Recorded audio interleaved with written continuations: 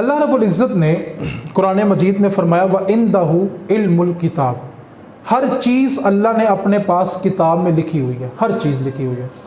اب شب برات سادہ لفظوں میں یہ ہوتی ہے، ہم کہتے ہیں نا زندگی کا نامہ اعمال بدلتا ہے، اصل میں شب برات سادہ لفظوں میں اس کو کہتے ہیں کہ اللہ تعالیٰ ہر انسان کے مطابق، ہر انسان کے بارے میں نا جو اس نے پورا سال کرنا ہوتا ہے، جس نے مرنا ہوتا ہے، جس نے جینا ہوتا ہے، ان کا جو رجسٹر ہوتا ہے وہ فرشتوں کے سپرد کرتا ہے۔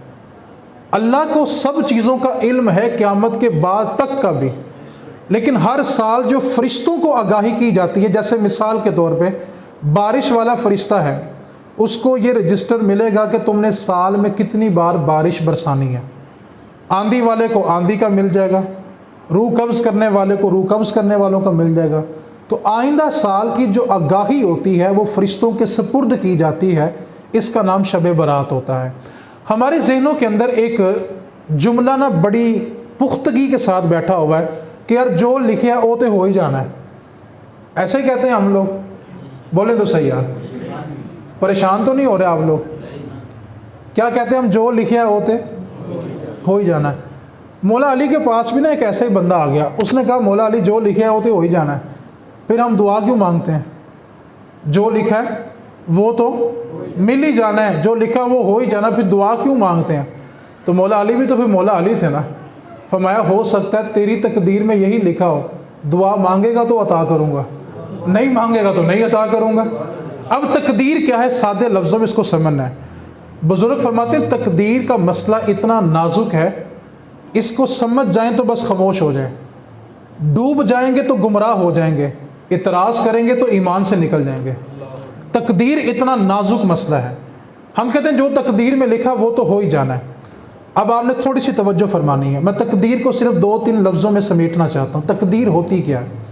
ہم کہتے ہیں کہ جو تقدیر میں لکھا ہے وہ، بولے تو صحیح ہے، ہو جانا ہے۔ اب تھوڑی سی آپ توجہ فرمائیں گے تو آپ کو تقدیر سمجھ آئے گی۔ ہم یہاں سے نکلتے ہیں اور اپنے گھر کی طرف سفر کرتے ہیں، ہم گھر جاتے ہیں اپنے ارادے سے، اپنی مرضی سے، اپنی طاقت سے، گھر میں جا کے کچھ کھاتے ہیں۔ اب ہم جو اپنے ارادے سے، اپنی طاقت سے، اپنی مرضی سے جو کھاتے ہیں، رب کو اس کا علم تھا کہ نہیں؟ بولے تو صحیح، تھوڑا اونچی اونچی بولے، کچھ نہیں ہوتا یار۔ رب کو اس کا علم، کھایا میں نے اپنی ارادے سے، طاقت سے، مرضی سے، لیکن رب کو اس کا علم، رب نے وہ چیز اٹھائی اور تقدیر میں لکھ دی۔ ایسا نہیں کہ جو لکھا ہے اس پہ بندے کو مجبور کیا، کھایا میں نے اپنی مرضی سے، اپنے ارادے سے، اپنی طاقت سے، لیکن میرا رب جانتا تھا کہ بندہ فلاں دن، فلاں وقت میں، فلاں جگہ بیٹھ کے کیا کرے گا، رب نے اس چیز کو اٹھایا اور اس کی تقدیر میں لکھ دیا، لکھ کر مجبور نہیں کیا۔ جیسے میں ایک سادہ سی مثال دیتا ہوں، آپ بچے کے سامنے کھلونا پھینک دیں، بچے کی مرضی ہے اٹھائے یا نہ اٹھائے۔ اب آپ تھوڑی سی توجہ کریں گے تو بات سمجھ آئے گی۔ کیا بچہ کھلونا آپ کے مجبور کرنے پہ اٹھاتا ہے کہ اپنی مرضی سے اٹھاتا ہے؟ ہم بھی جو اپنی مرضی سے کرتے ہیں وہ رب کو علم میں تھا، ہم رب کے مجبور کرنے سے نہیں کرتے۔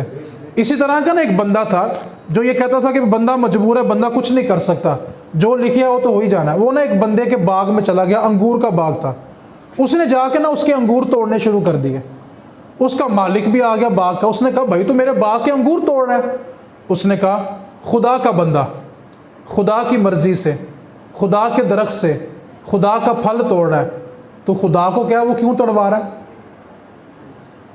بات سمجھ تو نہیں آئی؟ اس نے کیا کہا؟ خدا کا بندہ خدا کی مرضی سے، خدا کے درخت سے، خدا کا پھل توڑ رہا ہے، تو خدا سے کہہ کہ وہ کیوں توڑوا رہا ہے؟ یہ تو تقدیر میں لکھا کہ خدا کا بندہ ہوگا، اس کا خدا کا درخت ہوگا، اس پہ پھل ہوگا، بندہ توڑے گا، اس کو کھائے گا۔ اس نے کہا میں تو کچھ نہیں کر سکتا، تقدیر میں لکھا ہوا ہے، میں تو مجبور ہوں۔ خدا کا بندہ خدا کے درخت سے، خدا کا پھل خدا کی مرضی سے توڑ کے کھا رہا ہے، تو خدا سے کہہ کہ کیوں توڑوا رہا ہے؟ اب مالک جو تھا بڑا سیانا بندہ تھا، اس نے اپنے غلام کو بلایا، اس نے کہا رسی لا کے اس کو درخت سے باندھو ذرا۔ اس کو درخت سے باندھا، اس نے لیا ڈنڈا، اس کی چھترول، وہ کہتا بھائی کیوں مار رہے ہو؟ کہتا خدا کا بندہ خدا کا ڈنڈا خدا کی مرضی سے خدا کے بندے کو مار رہا ہے۔ تو اس نے کہا کھول دو مجھے، آج سمجھ آیا کہ تقدیر کیا ہوتی ہے۔ رب نے لکھ کر بندے کو مجبور نہیں کیا، بلکہ جو ہم نے کرنا تھا وہ میرے رب کے علم میں تھا، اس نے اٹھایا اور ہماری تقدیر میں لکھ دیا۔ اس کو تقدیر کہتے ہیں۔ آج ہمارے ہاں کیا ہوتا ہے جی، تقدیر، دعا سے ہر تقدیر بدل جاتی ہے۔ دعا سے ہر تقدیر نہیں بدلتی۔ میں اس میں تفصیل میں نہیں جانا چاہ رہا، بس گفتگو سمیٹنا چاہ رہا ہوں۔ خدا 3 قسم کی تقدیر ہے خدا کے نزدیک۔ ایک وہ ہوتی ہے جو کبھی نہیں بدل سکتی، حتیٰ کہ اللہ کا نبی بھی اس کے لیے دعا کرے تو اللہ اپنے نبی کو دعا کرنے سے ہی منع فرما دیتا ہے۔ ابراہیم علیہ السلام نے قوم لوط کے بارے میں دعا کرنا چاہی، رب نے فرمایا اے نبی آپ ان کے لیے دعا نہ کریں، کیوں؟ ان کے لیے عذاب کا فیصلہ ہو چکا ہے۔ تو یہ وہ تقدیر ہوتی ہے جو بدلتی۔ ایک تقدیر وہ ہوتی ہے کہ اللہ کے نیک بندے جب دعا کرتے ہیں تو وہ بدل جاتی ہے۔ اس میں بڑی تفصیل ہے، بس اس میں جانا نہیں چاہتے۔ اس واسطے دیواروں میں لکھا ہوتا ہے نا کہ دعا سے ہر تقدیر بدل جاتی ہے، یہ غلط ہے۔ ہاں دعا سے تقدیر بدلتی ہے۔ وہ کیا ہوتی ہے کہ اللہ تعالیٰ نے پہلی تقدیر میں لکھا ہوتا ہے کہ بندہ مانگے گا تو دے دوں گا، نہیں مانگے گا تو نہیں دوں گا، ٹھیک ہے؟ وہ تقدیر دعا سے بدل جاتی ہے۔ اس واسطے یہ سرے بازار بیٹھنے والوں کے آگے اپنی عقیدتیں نچھاور نہ کیا کریں۔ وہ لمبے لمبے چوکے پہن کے 10 انگوٹھیاں پہن کے پتہ نہیں ساری ولایت انگوٹھیوں میں چلی جاتی ہے۔ وہ صندوقڑی رکھ کے زمین پہ نہر کے کنارے بیٹھے ہوتے ہیں۔ ہمارے نوجوان چلے جائیں نا تو وہ صندوقڑی سے ایک نگ، ایک نگینہ، ایک انگوٹھی نکال کے نا وہ نوجوان کو دیتے ہیں خریدنے والے کو، اور ساتھ بلا کیا کہتے ہیں، پتر تو یہ انگوٹھی پہن تیری قسمت چمک جائے گی۔ کیا کہتے ہیں؟ تو انگوٹھی پہن تیری قسمت۔ اس نے اس کو کتنی انگوٹھیاں دی؟ ایک انگوٹھی دی، اور ساتھ کیا کہا کہ تو انگوٹھی پہن تیری قسمت، بولے تو صحیح ہے۔ اور خود ساری صندوقڑی رکھی ہوئی ہے، بیٹھا نہر کے کنارے ہوا ہے، اس کی اپنی قسمت کیوں نہیں چمکی؟ ہماری وہ ایک انگوٹھی سے ساری قسمت ہی چمکا رہا ہے، خود پوری صندوقڑی ہے۔ میرے نزدیک اس کو تو بغیر الیکشن کے اگلا وزیر اعظم ہونا چاہیے، جو ایک ایک انگوٹھیوں سے لوگوں کی قسمت چمکا رہا ہے۔ اس واسطے اپنے ایمانوں کی حفاظت کرے، ٹھیک ہے؟ دعا سے ہر تقدیر نہیں بدلتی، صرف وہی بدلتی ہے جس کو رب نے پہلے لکھا ہوتا کہ بندہ مانگے گا تو دے دوں گا، نہیں مانگے گا تو نہیں دوں گا۔ اس واسطے خدا کا بندہ خدا کی مرضی سے، خدا کے ڈنڈے سے خدا کے بندے کی چھترول کر رہا ہے۔ اس لیے خدا نے تقدیر لکھ کر ہمیں مجبور ہے، جو ہم نے کرنا تھا وہ رب نے وہ چیز اٹھائی اور ہماری تقدیر میں لکھ دی۔ اس لیے یہ عقیدہ جبریوں کا ہے کہ ہم مجبور ہیں، اور یہ دوسرا عقیدہ قدریوں کا ہے کہ انسان اپنے اعمال کا خود مالک ہے، جو کچھ مرضی کرے، نعوذ باللہ خدا کا اس میں کوئی عمل دخل نہیں ہے۔ یہ قدریوں کا عقیدہ ہے، اور یہ کہنا کہ بندہ مجبور ہے یہ جبریوں کا عقیدہ ہے۔ اس واسطے اہل سنت و جماعت کا جو عقیدہ ہے وہ اس افراد اور تفرید کے درمیانی عقیدہ ہے۔ اس واسطے سادہ لفظوں میں یہ ہے کہ اللہ تعالیٰ کے علم میں تھا جو ہم نے کرنا تھا وہ رب نے ہماری تقدیر میں لکھ دیا۔ بس 2 باتیں تھیں جو آج کی نشست کی تھی۔ پہلی بات، ہم تقدیر کے آگے مجبور ہیں۔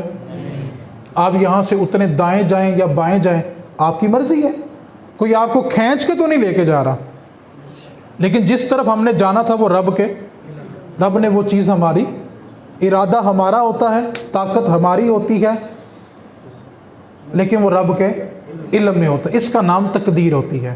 اس لیے بہت سارے نوجوان ہوتے ہیں یار بیٹھے رہتے ہیں، یار جو تقدیر چ ہوئے گا، جو لکھا ہوئے گا نا وہ ہو جائے گا، ٹھیک ہے؟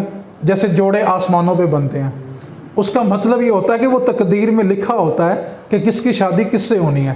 اس لیے جوڑے آسمانوں پہ بنانے کے لیے بابوں کے پاس نہ چلے جایا کریں۔ بات تفصیل میں چلی جائے گی، پھر گفتگو کسی اور طرف چلی جائے گی۔ 2 حدیثیں یاد رکھیں۔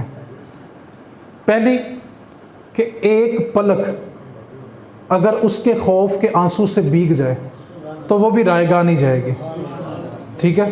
نمبر 2، مسلمان تقدیر کے آگے مجبور نہیں ہے۔ اگر آپ اجازت دیں تو ایک حدیث سنا دوں، اور پھنسے بندے نے سبحان اللہ کہنا یار، صرف آخری 2 منٹ سے زیادہ گفتگو نہیں کروں گا۔ سنا صرف اس لیے رہا ہوں کہ کل کی جو رات ہے نا وہ بڑی قیمتی ہے۔ موسیٰ علیہ السلام نے کوہ طور پہ جا رہے تھے، رستے میں ایک بندے نے روکا، اس نے کہا موسیٰ میرا سوال ہے، پوچھ کے آنا۔ سوال میرا یہ ہے کہ میں نے زندگی میں کوئی گناہ چھوڑا نہیں ہے، لیکن تیرا رب مجھے سزا کیوں نہیں دیتا؟ آج ہم بھی سمجھتے ہیں کہ آسمان سے پتھر برسیں، آگ برسے تو اسی کو عذاب کہیں گے۔ وہ ایک امام صاحب تھے نا، ایک دن ان کا نماز میں وضو ٹوٹ گیا تو اس نے نماز کو جاری رکھا اور ڈرتا رہا، یار ابھی عذاب آیا، ابھی عذاب آیا، ابھی عذاب آیا، اور نماز اس لیے نہیں توڑا کہ مقتدی کیا کہیں گے، امام صاحب کا وضو ٹوٹ گیا۔ بہت سارے ائمہ کرام علماء اپنی جھوٹی عزت بچانے کے لیے دین غلط بیان کر جاتے ہیں۔ مسئلہ پوچھو جواب نہیں آتا ہوگا، لیکن غلط اس لیے بیان کریں گے کہ لوگ کیا کہیں گے، علامہ صاحب کو مسئلہ نہیں آتا۔ امام مالک جیسے امام جنہوں نے 40 سال روزہ رسول پہ حدیث پڑھائی ہو، جب ان سے 40 سوال کیے جائیں وہ 4 کا جواب دے اور 36 کے جواب میں یہ لکھ دے کہ امام مالک نے یہ مسئلہ پڑھا ہی نہیں ہے۔ ہم ان سے بڑے امام بن گئے ہیں آج۔ تو اس امام نے نا نماز نہیں توڑی، نماز پڑھاتا رہا اور سارا دن ڈرتا رہا کہ ابھی عذاب آیا، ابھی عذاب آیا، لیکن سارا دن گزر گیا، کچھ نہیں ہوا۔ کچھ دن کے بعد اس کو غسل کی حاجت تھی، فجر کا وقت تھا، مقتدیوں نے دروازہ کھٹکھٹایا۔ اب امام ڈرتا رہتا باہر آ کے، اگر نماز نہ پڑھائی تو نوکری چلی جائے گی، کیونکہ ہم نے ویسے بھی امام ملازم رکھا ہوتا ہے۔ اب وہ امام صاحب ڈرتے رہتے، غسل فرض ہے، آ کے مصلی پہ کھڑا ہو گیا، نماز پڑھائی اور پھر سارا دن روتا رہا، کانپتا رہا کہ ابھی عذاب آئے گا، ابھی آئے گا اور میں تباہ ہو جاؤں گا، لیکن سارا دن کچھ نہ ہوا۔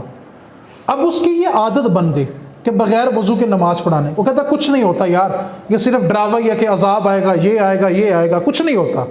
اس کی عادت بن گئی، وقت گزرتا گیا، وہ ایک نا غیر مسلم لڑکی کے ساتھ کچھ عاشق ہو گیا۔ اب اس لڑکی نے شرط یہ رکھی کہ تو اپنا مذہب چھوڑ، پھر میں تجھ سے نکاح کر لوں گی۔ اس نے مذہب چھوڑا، عیسائی ہوا اور نکاح کر لیا۔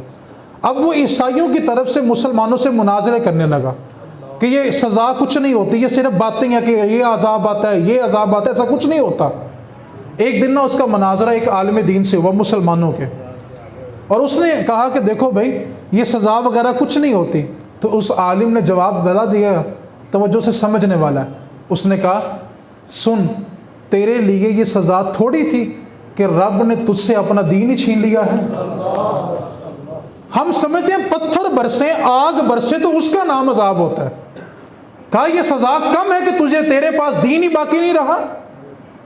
اب اس بندے نے کہا موسیٰ اپنے رب سے پوچھ کے آنا کہ میں نے گناہ چھوڑا کوئی نہیں ہے، لیکن تیرا رب مجھے سزا کیوں نہیں دیتا؟ موسیٰ علیہ السلام کے، میں مختصر کر رہا ہوں، اللہ سے پوچھا، اللہ بندہ پوچھ رہا تھا کہ میں نے گناہ چھوڑا کوئی نہیں ہے، تو مجھے سزا کیوں نہیں دیتا؟ رب نے فرمایا موسیٰ میں نے اس کو سزا دی ہے لیکن اس کو محسوس نہیں ہوتی۔ عرض کی مالک کیا سزا ہے؟ عزت، دولت، شہرت، سب کچھ تو اس کے پاس ہے، اچھا بھلا کھاتا پیتا آتا جاتا سب کچھ اس کے دامن میں موجود ہے، تو نے سزا دی تو دی کیا ہے؟